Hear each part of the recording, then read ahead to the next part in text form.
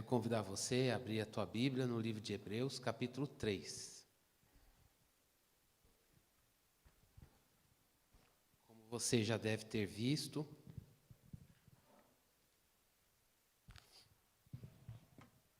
nós vamos meditar em Hebreus 3, sob o tema Firmes numa Esperança Gloriosa.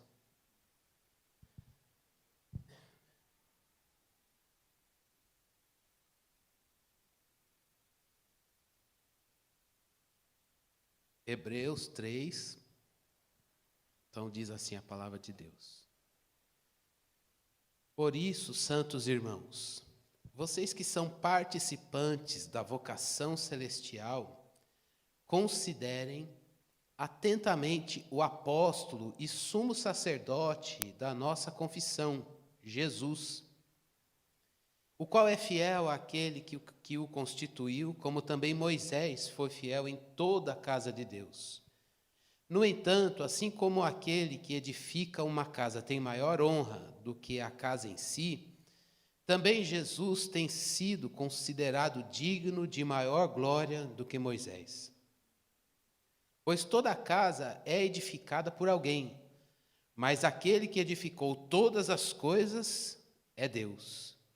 E Moisés foi fiel em toda a casa de Deus como servo, para testemunho das coisas que haviam de ser anunciadas. Cristo, porém, como filho, é fiel em sua casa. Esta casa somos nós, se guardamos firme a ousadia e a exultação da esperança. Por isso, como diz o Espírito Santo, hoje, se ouvirem a sua voz, não endureçam o coração, como foi na rebelião no dia da tentação no deserto, onde os pais de vocês me tentaram, pondo-me à prova, e viram as minhas obras durante 40 anos. Por isso me indignei contra essa geração e disse: o coração deles sempre se afasta de mim, e eles não conheceram os meus caminhos. Assim jurei na minha ira: não entrarão no meu descanso. Tenham cuidado, irmãos, para que nenhum de vocês tenha um coração mau e descrente, que se afaste do Deus vivo.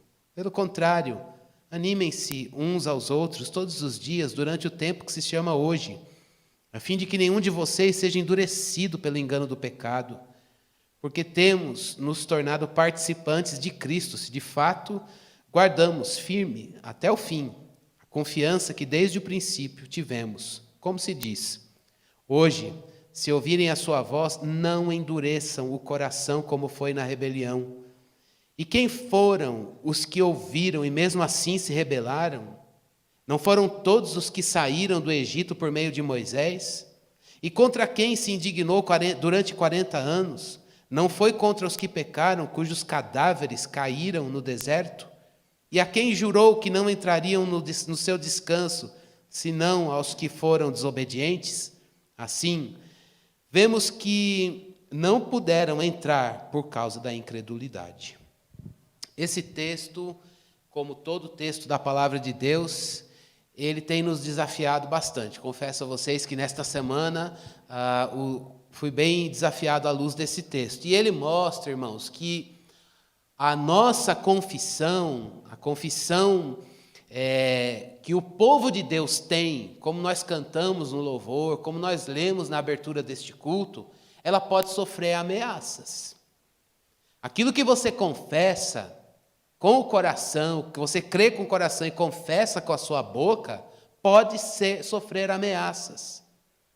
E a gente precisa olhar um pouquinho lá no Antigo Testamento um exemplo disso. Por exemplo, vamos lembrar aquilo que a gente encontra em Êxodo capítulo 17, versículo 7, você não precisa abrir, mas você vai lembrar da história. Deus libertou o povo lá do Egito, fez muitos sinais na libertação. Lembra das pragas?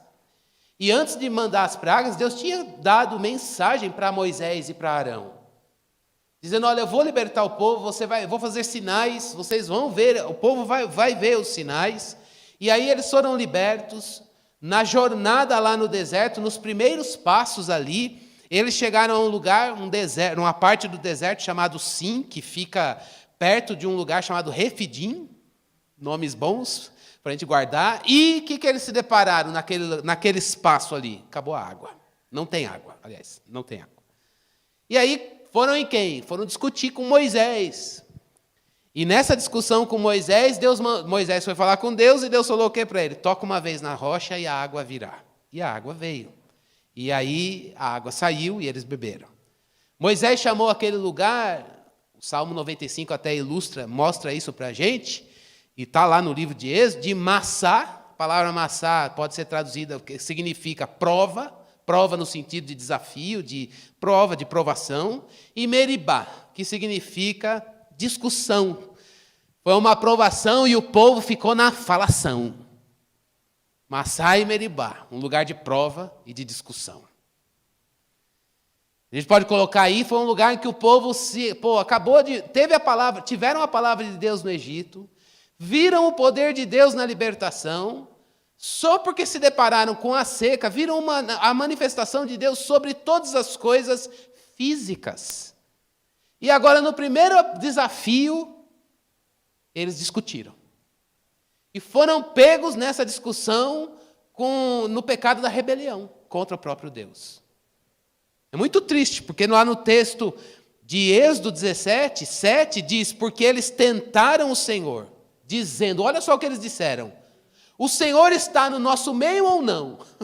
Gente, acabaram de sair libertos do Egito, viram os sinais e aí, só na primeira prova, então, será que Deus está no nosso meio ou não? Abandonaram a confissão. A confissão na pressão, na prova, será que Deus está no nosso meio mesmo ou não? No Novo Testamento, o autor de Hebreus está escrevendo para os nossos irmãos que viveram naquela época, e esses nossos irmãos estavam passando por uma situação de tentação de abandono novamente. A gente já viu isso nas pregações anteriores. Pressão, e aí o povo, então, por causa disso, acho que é melhor a gente rever, talvez é melhor a gente pegar e voltar para a religião judaica pura e simplesmente, lá com o Antigo Testamento. Lá nós temos os anjos, lá nós temos Moisés, esse texto fala agora que Cristo é superior a Moisés, a gente tem um monte de coisa. Agora, porque nós assumimos ser seguidores de Jesus, um exército está se levantando contra. Por isso, irmãos, e hoje, eu e você? Antes da gente pensar as lições desse texto, às vezes eu acho que quando eu oro aqui, vocês adiantam o relógio ali. É verdade, porque já é 11h25. Eu acho que eles falam, vamos fazer de propósito, que assim aí acaba mais rápido. Então, como o tempo urge, a gente precisa pensar exatamente para a nossa situação. No passado, lá no Antigo Testamento, o povo de Deus tinha a palavra, viu os sinais, mas na pressão, a confissão deles em Deus foi ameaçada. No contexto da carta para os irmãos, aqui no Novo Testamento, eles tinham a consciência, a confissão, tinham toda a história do Antigo Testamento apontando para Jesus, mas na pressão eles também estavam sendo tentados a regredir. E agora nós precisamos pensar na sua vida e na minha vida, nós aqui hoje. Hoje, talvez você esteja aqui cansado. Você esteja cansado, falando, não aguento mais lutar. A prova está me levando a uma rebelião. A prova está gerando no meu coração uma amargura a tal ponto de eu dizer, Deus está no nosso meio ou não? Talvez seja isso que te defina. Principalmente nesse período de finalização, cremos e desejamos isso de pandemia. Talvez você esteja aqui em outra situação, eu não estou cansado, pastor. Eu estou preguiçoso e desobediente. Eu estou preguiçoso e desobediente, eu não estou afim, não. De tanto levar soco e de tanto levar prova, eu não estou com vontade de obedecer. Aquela obediência simples, coração em fervor, amar, irmão, perdoar. Eu não estou afim dessas coisas. Eu sei que eu estou errado, mas eu estou desobediente e eu estou preguiçoso. Uma preguiça. Esses dias eu estava fazendo uma aula de inglês e aí a professora coloca todo mundo na sala, a sala é online, depois a gente vai para uma sala e aí ela fala, agora vocês vão conversar sobre isso. Aí eu fui para uma menina, o sistema lá faz uma mudança aleatória e põe você na sala com alguém, né? E aí entrou uma menina, chamava Cris também, ela... Eu tô com preguiça de conversar com você, porque eu não quero conversar nada, porque eu não estou afim de conhecer gente nova. Aí eu falei, só que tudo isso ela falando em inglês, e eu não sabia responder em inglês, né? Ok, no problem. Come back to main room. Vamos voltar para a sala principal, porque você não está afim. Aí eu falei para a professora, ela não quer conversar, não. Então, a aula não pode ser de conversação. Ela falou, ela usou essa expressão, eu estou com preguiça, eu já tenho uma lista de gente que eu conheço e ela não precisa ser aumentada. Aí eu falei, beleza, eu mudo de turma, o que eu faço? Aí ela, não, desculpa o desabafo. Eu falei, não, até na aula de inglês o pastor tem que pastorear. Eu falei, você quer conhecer Jesus? Eu já posso falar dele um pouquinho, pelo menos em inglês. Acho que dá. É isso, gente. Estou com preguiça. Não quero. Talvez você esteja assim hoje. Ou então você pode estar num grupo de pessoas que está percebendo que você está se afastando e você está duvidando. Seu coração, você fala, meu Deus, eu não consigo mais ter uma fé pura. Eu não consigo mais ter um coração limpo. Se você está cansado, esse texto que nós vamos meditar hoje, ele vem para você trazendo encorajamento. Se você está desobediente e preguiçoso, esse texto vem a você trazendo desafio. E se você está aqui se afastando e duvidando, esse texto vem para te reanimar. Encorajamento, ânimo e desafio de fé. É isso que Deus quer para a nossa vida nesta manhã, à luz desse texto. Um cristão, ele pode ser provocado no meio do sofrimento, irmãos. Você precisa vigiar. Quando Deus manda uma prova para você, liga todos os teus alertas. Porque você tem duas opções. Ou a gente chega à terra prometida em fé e gratidão, ou a gente passa pelo deserto e fica nele em amargura. Então, como está a minha vida e a sua vida nessa manhã? Porque no meio do sofrimento, no meio da perseguição e no meio da pressão, pandemia representou para nós pressão. No meio de pressão, o cristão pode ser provocado. E quando a raiz do seu coração e do meu coração, ela estiver imersa em incredulidade, são palavras que aparecem nesse texto que nós lemos, pode ser que a esperança, a sua confissão, elas vão-se embora e o pecado pode começar a reinar. Então, muito cuidado. Você está no meio da prova, na pressão, no sofrimento, no meio de perseguição, vigie teu coração. E de alguma forma, irmãos, até que a gente chegue à glória final, todos nós estamos num mundo que jaz no maligno. Agora, essa prova pode ter expressões menores na tua vida. Lá na família, no trabalho, com você mesmo, em vários âmbitos que Deus colocou você. E é por isso que o cristão que tem a confissão do Evangelho precisa vigiar. Precisa vigiar para não negligenciar aquilo que Deus deu, aquilo que Deus providenciou. Irmãos, o Evangelho é uma riqueza. E a gente não pode permitir que Satanás, no momento da prova, atrapalhe ao nosso coração para que a gente perca, abra mão e veja essa confissão ameaçada por causa das nossas vulnerabilidades. Então, fiquemos firmes numa esperança gloriosa. Fique firme, Deus quer te encorajar. Fique firme, Deus quer fazer você obedecer com amor. Fique firme na sua confissão, nessa esperança, nessa confissão que nos conduz a uma esperança da glória eterna. E aí Deus tem duas chamadinhas para nós aqui. São duas, por favor, preste bastante atenção. A primeira delas, ficar firme numa esperança gloriosa, envolve você participar da vocação celestial. Eu achei esse texto aqui, essa palavra, a gente podia ler essa expressão e ir embora para casa. Tá bom. O autor está dizendo, por isso, meus santos irmãos, já é muita coisa. Mas ele disse que nós somos santos porque ele santifica. A gente viu isso na semana passada. Mas visto que todos vocês participam de uma vocação celestial, que coisa maravilhosa. Irmãos, vocação significa a voz vinda de fora chamando você para alguma coisa. Todo cristão recebeu a voz divina e Deus nos vocacionou quando Ele falou com a gente. E esta vocação, Ele está dizendo, a voz de Deus chamou a gente para quê? Para o céu. Vocação celestial. Deus deu para nós, primeiro ponto da nossa esperança, é uma vocação, um chamado pela voz de Deus para o céu. Vamos pensar um pouquinho nisso. Jesus, diz o texto que ele foi enviado por Deus, aí o autor chama ele de apóstolo, e ele também é um sumo sacerdote, ele foi enviado para dar essa mensagem que nós recebemos, essa voz divina de chamar a gente para o céu, veio por meio de Jesus, e ele também é aquele que tornou possível o nosso relacionamento com Deus.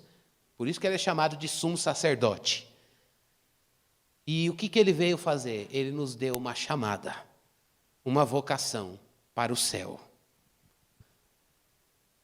Então a primeira coisa que faz parte da nossa esperança gloriosa é que você possui uma chamada de Jesus pelo Evangelho para o céu. Duas coisas isso daqui significa para nós. A primeira delas, se é uma chamada para o céu, uma vocação celestial, irmãos, o céu, literalmente, é o lugar onde Deus está. O C.S. Lewis diz uma coisa interessante, que chega na hora da morte, todo mundo, ai meu Deus, eu preciso ir para o céu, ou preciso... Agora, nessa hora, a consciência da eternidade começa a ficar um pouco mais aguçada. Talvez com a motivação errada, seja o pânico, o desespero da morte iminente, mas ele diz que nesse momento é o momento que a gente pensa um pouco na vida após a morte, ou na questão da eternidade. E agora, o que vai acontecer? E ele diz uma coisa, se a pessoa não quis andar aqui todos os seus dias com Deus, ela não vai gostar do céu, porque o céu é Deus. Eu sou daqueles que cantava na igreja que o céu tem rua de ouro, e ele tem porque está na Bíblia.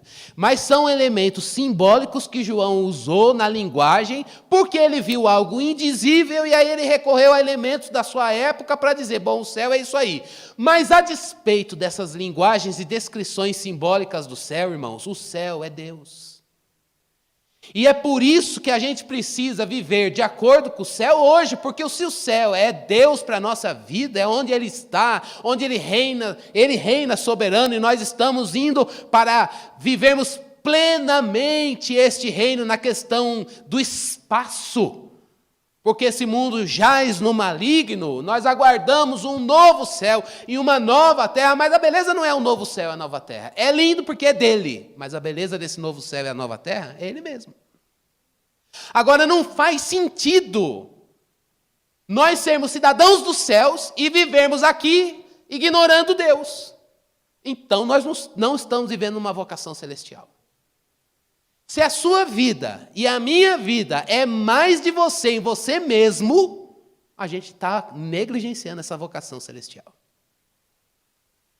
Ele, Jesus Cristo, veio anunciar para nós uma vocação, uma chamada para a gente viver o céu, e o céu é Deus, é a identificação com Deus. Quando a gente chegar lá, Cris? Não, agora, hoje, aqui. Por isso que ele diz, santos irmãos, em oposição ao que é terreno, em oposição às coisas do aqui e agora, porque o que é celeste é superior. Primeiro ponto dessa vocação celestial e dessa esperança, você quer ter esperança na glória? Irmãos, a esperança na glória, ela está atrelada ao nosso prazer em Deus, a nossa identificação com Ele e a nossa sensação de olhar esse mundo e dizer, este não é o meu lugar. Eu estou aqui, mas isso não é o que eu sou. A gente, no mundo da educação, costuma dizer uma coisa. Por exemplo, sou professor, mas assumi vários cargos ao longo da carreira, você vai assumindo cargo. Então, coordenação disso, supervisor daquilo. E a gente costuma... Uma vez, um senhor que era meu primeiro diretor, ele disse uma coisa, você fala errado. Quando você vai se apresentar, você diz, eu sou coordenador. Você não é coordenador, você é professor e está coordenador. O que te identifica é chão de sala de aula. Por um acaso, neste momento, neste ano, você está. Não sei se o exemplo dá certo aqui, mas eu vou tentar usar. É exatamente isso. Nós somos de lá. Nós nos identificamos com Deus, que é a voz que nos chamou. E nós estamos aqui num lugar que não nos define, que tem suas regras, que tem suas leis, que não tem Deus como centro. E a sensação de um cristão que tem uma esperança gloriosa é de desconforto. Quer dizer, eu estou aqui e graças a Deus, porque eu tenho uma vocação celestial. Porque eu me identifico com Ele. Vamos trabalhar. Vamos criar filho. Vamos ter os nossos relacionamentos. Vamos cuidar da vida afetiva. Vamos cuidar da vida profissional. Construir bens para subsistência minimamente garantidos. Vamos tocar a vida. Não é uma alienação, mas identificação. Eu estou com Deus na palavra. É essa a minha gênese. É essa a minha essência. Eu tenho nojo de algumas coisas. Quanto mais perto de Deus, mais nojo do pecado a gente vai tendo. Isso significa que nós somos os santos hipócritas. Não, nós somos santificados por Ele. E quando a gente percebe a obra de Jesus na nossa vida, a gente vai dizendo, eu não pertenço a este mundo. Irmãos, essa é uma experiência de esperança que nos dá coragem, desafia você e também nos anima. Fazer parte dessa esperança gloriosa, firmados nessa esperança gloriosa que nos leva a participar dessa vocação celestial, significa olhar para Cristo. O autor de Hebreus aqui disse que Moisés serviu e Cristo é maior. Moisés serviu no povo de Deus, ele chamou o povo de Deus de casa, mas como um servo, um mordomo. Cristo é o dono e a casa somos nós, a igreja. Então, fazer parte, ficar firme na esperança e manter essa confissão significa que Jesus é o dono e só faz parte desta casa, a qual Jesus Cristo é o dono, aquele que é coerente com aquilo que profere. Irmãos, vocação celestial é uma certeza sólida no coração. E essa certeza sólida, ela é o que nos dá esperança, e essa esperança nos traz exultação em Deus. Eu acho que todos nós precisamos parar agora e olhar a prova que Deus mandou para você passar. Pense aí, 1 segundo, meio minuto. Qual é a prova que você está enfrentando? Prova de fé. E que talvez, se você não está sabendo, dobre o teu joelho e vá orar, porque você precisa ouvir. Porque tem uma provinha. Alguma prova Deus mandou para nós. O viver aqui é uma prova. Descanso é na glória eterna. Agora a pergunta não é identificar a prova nem quando ela vai acabar, mas como você precisa nós precisamos vigiar o nosso coração para que a gente não abra mão dessa firmeza na esperança gloriosa. Deus não quer isso para você. Deus quer que o seu coração esteja ali em chamas. Me perdoem quem já cantou esse corinho com uma maneira banalizada, mas eu vou recitar aqui, corinho mesmo de igrejas pentecostais. Ele não quer que o pavio apague. Ele não quer que a chama se apague. Ele quer e ele assopra para que o fogo pegue. Agora, esse fogo é santo, irmãos, é aqui dentro. Ele quer uma esperança gloriosa, bombando dentro do nosso coração, fervendo dentro do nosso coração, para que a gente possa suportar as duras provas que Ele vai permitir para você. Agora, que Deus tire de longe de mim, de você, uma expressão horrorosa como aquela daquele povo dizendo, então, Deus está no nosso meio ou não? Deus acabou de libertar. Deus fez sinais e maravilhas na libertação. A primeira prova que eles vão enfrentar, primeira não, já passaram por outras, mas primeiro desafio de fé, então, Deus está no nosso meio ou não? Cadê a esperança gloriosa? Foi-se. Por que foi? Porque eles se esqueceram que a beleza da vida é Deus. Irmãos, vamos pedir para que Deus nos dê um amor fiel. Que ame o Senhor, que queira Deus, De maneira que quanto mais a gente vai amando Deus, mais na eternidade a gente quer estar, porque o céu é o Senhor. Só que enquanto esse dia não chega, a gente vai deixando isso crescer no nosso coração aqui. Mas participar, ficar firme na esperança gloriosa envolve uma segunda coisa, e eu vou para ela, e eu quero que agora você preste bastante atenção, porque ela é muito forte para cada um de nós. Ficar firme nessa esperança gloriosa envolve participar. Se é participação da vocação celestial, ela só pode ser vivida por meio da participação em Cristo, com Cristo, participação de Cristo. O autor, que a gente não sabe quem é, quando escreveu para os nossos irmãos lá, ele estava dizendo o seguinte: galera, é o seguinte, eu estou preocupado, é um pastor escrevendo para as ovelhas, dizendo, eu estou preocupado com tendências do mundo. Que tendências são essas? Tendências à resistência à voz de Deus. Não significa, irmãos, que Deus não esteja falando. Significa que Deus fala, mas a gente resiste. Resistência à voz de Deus. Ele falou, eu também estou preocupado com tendências no coração de vocês. Qual? O coração ficar endurecido. E aí ele também estou preocupado, a gente pode deduzir isso, que se vocês estão resistindo à voz de Deus, o coração está ficando endurecido, vocês estão andando e não entram no descanso no Senhor. Lembra no final do culto da semana passada que eu disse, olha, vamos viver o domingo, mas não se esqueça que o descanso é Deus? Vai ter lazer, tenta não fazer muita coisa, tenta ter menos é mais, para que você tenha de fato um dia para o descanso, mas o descanso é o Senhor. O autor, como um pastor, está escrevendo para aquelas ovelhas e Jesus preservou esse texto, o Espírito Santo preservou esse texto para ser como nosso pastor, para pastorear a sua vida e a minha. Cristiano, Fonte Sicar, cuidado, estou preocupado com as tendências de resistir à voz de Deus, endurecer o coração e não ter uma vida de descanso. O descanso é pleno lá, mas é possível descansar aqui. Por isso que ele crê no poder da palavra para mudar a maneira, mudar aquele que crê. Irmãos, preste bastante atenção nisso. É possível você ter a palavra junto de você. É possível eu ter a palavra e ter um coração endurecido. Devia ser incompatível isso, né? Mas, infelizmente, no povo de Deus no Antigo Testamento e no povo de Deus hoje, a gente vê um monte de gente com a palavra, cheio de palavra, mas o coração está endurecido. Isso é muito sério. Se é possível, infelizmente, a gente ter a palavra e ter um coração endurecido, quando a gente tem a palavra e tem um coração endurecido, sabe como a gente reage às coisas na pressão da vida? Não é com obediência. E também não é com fé.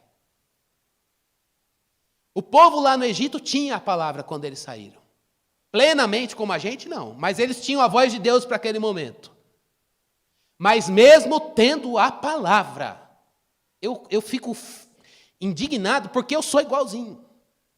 Mesmo a gente tendo a palavra, na proporção que o Senhor nos deu, a gente e eu caio nessa, de ter a palavra e viver, conjugar junto com ela um coração endurecido. Deus que nos livre da gente mesmo. O que é esse coração endurecido? É a última coisa que Deus vai nos falar nessa manhã. Preste bastante atenção. Um coração endurecido, irmãos, é aquele coração que não sofre de um infarto e um mal súbito. Coração endurecido não é aquele que estava andando na rua e, pum, sei lá, se a pressão sobe ou ela cai. E aí morreu. Não dá, acabou, mal súbito. Médicos me perdoem pela falta de conhecimento do que eu estou dizendo.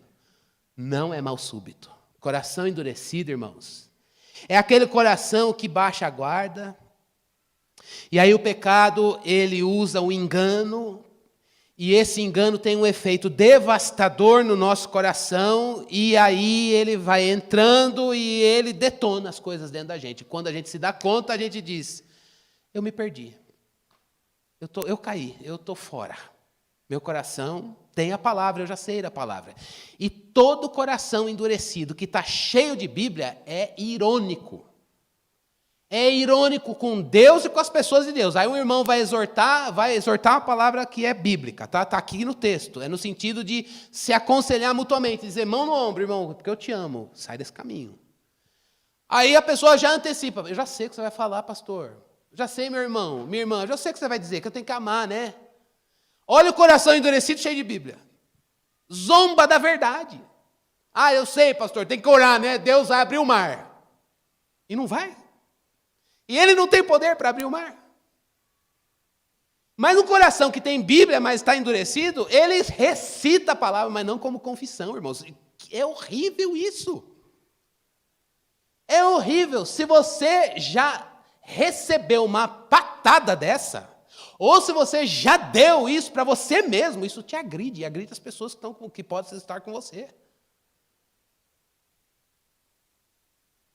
Que Deus nos livre de termos a palavra um coração endurecido, porque um coração endurecido é aquele que vai baixando, vai perdendo pureza, e aí ele vai, no hábito, ele vai cedendo e cheio de informação sobre a palavra de Deus. Mas um coração endurecido, está no texto, irmãos. É aquele coração que ele atingiu um estado de mente endurecido. É aquela pessoa que torna a voz de Deus impenetrável. Irmãos, Deus não deixou de falar, mas a voz de Deus não cala mais. É horrível quando um cristão chega nesse ponto. Deus, todo mundo ouve a palavra, um coração endurecido não quer ver Deus onde Ele está. Não quer ver Deus onde Ele está. Aí vai aquele irmão recém-convertido, cheio de fervor. Irmão, foi uma bênção. Olha, sei lá, o fulano converteu. Aí eu preguei de Jesus. Vai falar com alguém que está com o coração endurecido. Ele vai fazer. Não vê onde Deus está, não vê. Não vê. Deus estava com o povo no deserto. E eles, Deus está com a gente ou não? Um coração endurecido é aquele que é triste demais porque a voz de Deus não penetra e ele é uma pessoa que, quando eu falo a pessoa, eu posso estar nela. Ele não tem mais disposição para dizer como Samuel, fala, Senhor, que o teu servo ouve. Eu quero ouvir o que o Senhor está dizendo. Eu não sei. É prova, é pressão, é sofrimento, é perseguição, mas eu quero escutar a tua voz, porque eu sei que a tua voz vai trazer bálsamo, tua voz vai trazer coragem, tua voz vai fazer eu olhar para Jesus, tua voz vai fazer com que eu tenha esperança na eternidade, que mostra a adesão, a identificação da minha vida com o Senhor e a vontade de limar fora as coisas que não estão identificando com Deus por meio de Cristo Jesus. E é muito triste quando a gente vê que o nosso coração não tem mais disponibilidade, disposição para escutar a voz de Deus. Qual é o resultado? A gente tem a tendência de se isolar. Eu não quero mais participar, não vou mais fazer. Por quê? Porque eu não quero ver onde Deus está. Coração duro. O povo de Deus viveu assim. Eu acho que eu já caí nessa. Talvez você possa ter escorregado nessa também. Um coração endurecido, ele é triste, irmãos, porque ele não faz a gente ver a provisão que Deus deu. Deus falou para Moisés, bate uma vez na rocha que a água vai sair. O povo bebeu, mas a questão é, Deus está com a gente ou não está? Irmãos, a água não estava lá. Os sinais não antecederam esse momento, as pragas, no momento da libertação, a própria destruição de Faraó e do seu exército. São provisões divinas para o aqui e agora, para o tempo e para o espaço, mas o povo não conseguia se deleitar em Deus e dizer, ai, que bênção, que maravilha provar essa bênção. Deus junto com aquilo que Ele nos deu. Lembra do primeiro dia quando a gente voltou? A gente está imerso de bênçãos de Deus, mas se Ele não faz parte da vivência dessas bênçãos, ela não abençoa. Não é por problema dele. O problema está aqui. Um coração endurecido é aquele que ignora a provisão de Deus. Não é isso que eu queria. Eu queria, talvez, para aquele povo, era melhor ficar lá no Egito. Lá tem sepultura, lá tem cebola, lá tem alho.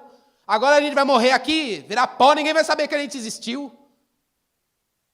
Qual era a beleza do deserto? É não ter nada, mas o que eles têm? Deus, tudo. Deus é o tudo deles.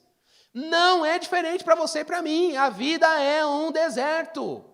Ou a gente pede para Deus colocar o nosso coração todinho nele, ou a gente vai olhar, eu não estou vendo provisão. E aí a gente cai no pecado da incredulidade. E um coração incrédulo, porque ficou endurecido, é aquele coração que se afastou de Deus, é aquele coração que cedeu ao pecado de coração, porque o pecado, irmãos, ele é um agente que endurece o coração do homem. Eu me lembro quando eu estava na adolescência, uma vez num culto de oração, já disse isso, desculpa dizer de novo, mas no culto de oração na minha igreja era assim, o irmão abria o culto, lia um texto, todo mundo dobrava o joelho e ficava 40 minutos do joelho dobrado. Cada um na sua, cada um escolhe um cantinho aí, vai orar e acabou. E eu me lembro uma vez que numa dessa, a gente foi orar, tal, cada um na sua, e Deus, eu achei estranho aquele dia, porque passou uns 15 minutos, o irmão interrompeu o culto, falou, todo mundo senta. Aí ele falou, olha, Deus tocou meu coração, eu quero compartilhar uma palavra hoje. E aí a palavra era justamente essa, Deus quer tratar no nosso pecados de coração. Eu tinha 15 anos, falei, mas e não é que existe pecado de coração? Quando adolescente, por causa das pressões hormonais, olha muito para as questões morais. Então eu estava ali, olhos arregalados nas questões hormonais e morais. Vocês estão entendendo o que eu estou dizendo, né? Não é fácil ser adolescente, crente ainda. Mas Deus falou, tá bom, filho, vou dar poder para isso, mas não se esqueça, tem muito pecado no teu coração. O pecado é um tirano, irmãos. O pecado, ele é um agente que ele invade o nosso coração e ele se aproveita da prova. E é por isso que no momento de prova, um cristão precisa pedir, Deus me livra de pecar. A esperança gloriosa de um cristão, firmados nessa esperança gloriosa, é uma esperança que nos proporciona, irmãos, participação em Cristo. Esse é o segundo ponto, como a gente viu. O oposto de um coração endurecido é um coração que participa de Cristo. E aí isso serve agora para um molde, para ver como que isso pode interpretar e definir a minha vida e a tua.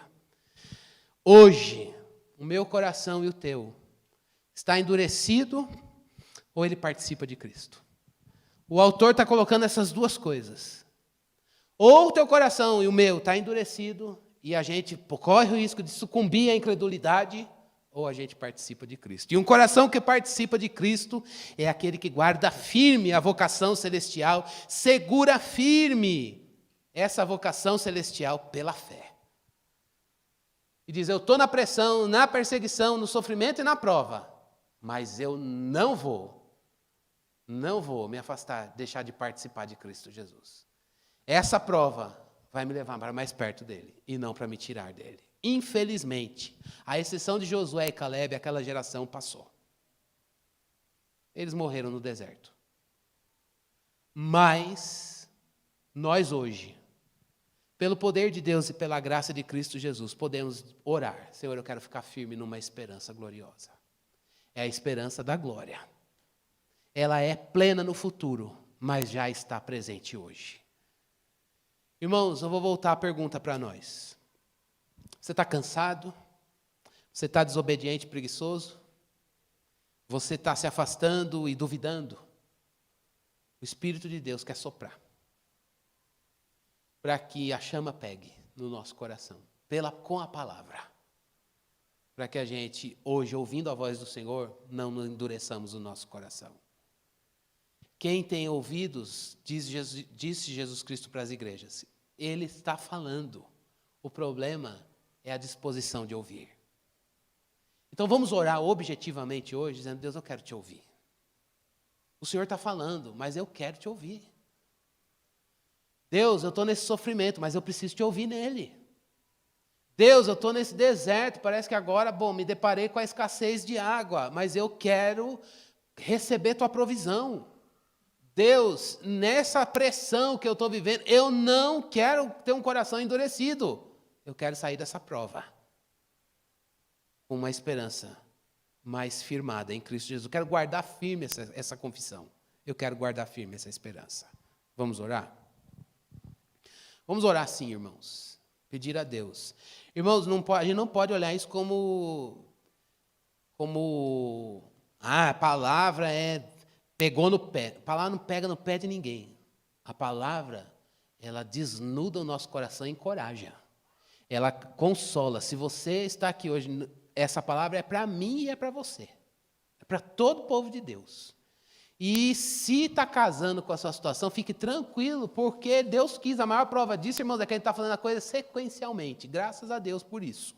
Eu não escolhi pregar isso aqui hoje, a não ser pelo planejamento do que nós já fizemos, e na semana que vem, eu tenho certeza que é o recado de Deus para a sua vida e para a minha vida. Hoje, Deus quer que o Espírito de Deus paire pela palavra dentro de mim e de você, tirando, se existe, um coração endurecido, para que a gente ouça a voz de Deus e haja júbilo, haja alegria, haja plena satisfação em Deus. Vamos pedir isso. Senhor, obrigado, porque o Senhor fala. Tua palavra, ela é viva e eficaz. O Senhor tem falado, mas nós pedimos ao Senhor algo mais nesta manhã. Disposição de te ouvir. Senhor, nós queremos manter firmes essa vocação, essa esperança gloriosa que nos mostra a vocação celestial. Uma chamada que o Senhor fez para a gente não ser deste mundo. Estamos aqui, mas não somos dele. Nossa pátria é o céu, o nosso lugar de descanso é o Senhor. Tu és o nosso repouso. Ó Deus, ainda que vivamos num deserto, ainda que vivamos em meio a um calor infernal durante o dia, um frio insuportável durante a noite, não vai faltar o Senhor para nos guiar com coluna de fogo, com nuvem, mostrando a direção, mostrando o caminho que devemos seguir, como viver o caminho que é teu Filho Jesus. Encontra-nos nesta manhã, Senhor, onde estamos. Estamos no meio no final, não sei em que momento, de uma pressão tão difícil que vai marcar a nossa história, Senhor Deus, mas debaixo da tua permissão. E nós não queremos estar aqui hoje dizendo, será que Deus está com a gente ou não? O que nós queremos é dizer obrigado porque o Senhor está conosco. Obrigado porque temos o Senhor. Não é, Senhor Deus, esse deserto que pode nos tirar do Senhor. O Senhor fez sinais e maravilhas na nossa libertação do pecado por meio da redenção que há no teu Filho Jesus Cristo. E agora aqui estamos nós, Senhor Deus, chorando as dores da caminhada, Senhor Deus. Nossos pés parecem que vão vacilar. E é muito triste, Deus, quando a gente passa pelas provas e as duras provas da vida. Perda de pessoas que amamos que o Senhor recolheu para o Senhor. Perda de emprego. Senhor Deus, coisas de nível no âmbito material da vida, no âmbito dos relacionamentos, vida afetiva que o Senhor parece que se cala e não faz nada. Deus, tantas coisas que nossa mente não suporta e a gente nem quer ouvir, ó Deus, as notícias às vezes ruins, mas nesta manhã nós queremos dizer, apesar disso tudo, livra o nosso coração de ficar endurecido, de ir cedendo, abrindo mão do Senhor, de perder a vocação celestial, ignorar a voz de Deus que nos chamou para o céu, ignorar a tua voz que nos deu, colocou o céu dentro de nós, nos fez cidadãos deste lugar que é onde o Senhor está. Senhor, nós queremos amar o Senhor sobre todas as coisas. Nós queremos um amor puro, um amor, Senhor Deus, que é fiel, um amor, Senhor Deus, que entrega, um amor que oferta, um amor que encontra sentido na vida em Deus, um amor, Senhor Deus, que vê sentido em te amar sobre todas as coisas, um amor, Senhor Deus, que, ó Deus, por te amar sobre todas as coisas, perdoa com o perdão que recebe. Senhor Deus, não gosta dos embaraços desta vida, se livra, Senhor Deus, dos pecados de coração, busca, Senhor Deus, ouvir, ó Deus, permitir que o Espírito de Deus abra o coração para que a voz que está proclamada, ela seja ouvida, e sendo ouvida o coração creia, e o coração crendo, haja vida, haja fervor, haja a chama acesa. Deus, só o Senhor pode fazer isso. Mas hoje, se ouvimos a Tua voz, nós não queremos endurecer o nosso coração. Nos livra, Senhor Deus, de um coração que tem a palavra, mas é duro. De um coração que está cheio de conhecimento na mente, mas há um estado de endurecimento, de indisposição para Te ouvir. O que nós pedimos ao Senhor nesta manhã é experiência com Deus da palavra. Leva-nos, Senhor Deus, a essa fome, a essa sede de termos experiências particulares com o Deus da palavra no momento da prova, no momento das adversidades. Que a gente cresça na oração, que a gente cresça no relacionamento com Deus. E essa ideia de amargura fique longe de nós. Muito pelo contrário, que por causa das provas, Senhor Deus, a nossa escuta da Tua voz esteja mais perceptível, mais aberta, mais sensível. Dá-nos essa percepção do que o Senhor quer falar. Dá-nos essa percepção daquilo que o Senhor quer ensinar nas situações que o Teu povo está vivendo, que os meus irmãos estão enfrentando, Senhor Deus, em qualquer âmbito da vida, que eu mesmo estou passando e que me falta discernimento, Senhor Deus, para entender que nesta manhã haja, Senhor Deus, um trabalho do Teu Espírito na nossa vida, nos dando discernimento. Discernimento, Senhor Deus, de ver as coisas, uma pauta, uma agenda, as coisas que o Senhor deseja trabalhar e que a gente escute e a gente responda como aquele jovem rapaz. Pode falar, Senhor, Teu servo está ouvindo. Nos livra, Senhor Deus, de ver essa voz gritando e a gente não conseguindo ouvir nada. Muito pelo contrário, Deus, que nesta manhã a gente escute Tua doce voz. A gente corra para a cruz, a gente deposite os fardos ali. E essa dura prova que o Senhor pode permitir, Senhor Deus, porque o Senhor tem poder para isso, não vai nos matar, não vai nos sufocar, muito pelo contrário, vai revelar Teu poder, vai nos fazer perceber mais do Senhor, vai nos fazer, Senhor Deus, entender mais a Tua grandeza, do Teu caráter, dos Teus absolutos, dos Teus atributos, e fazer a gente se identificar mais com o Senhor, e nos identificando mais com o Senhor, haverá mais louvor, gratidão, júbilo, ó Deus, mais esperança gloriosa dentro de nós. Ó Deus, obrigado pelas provas, obrigado pelos desertos, obrigado, Senhor Deus, pelas provas de fé que o Senhor nos permite passar. Mas uma coisa que nós queremos pedir que esteja longe de nós, é que o lugar da prova não seja um lugar de discussão. Que o lugar da prova não seja, Senhor Deus, como aquele lugar que o povo ficou discutindo e se rebelou contra o Senhor. Que o lugar da prova seja um lugar de adoração, seja um lugar de satisfação em Deus, seja um momento, Senhor Deus, uma época na vida, Senhor Deus, de deleite no Senhor e de conhecimento maior do Senhor e do Seu poder.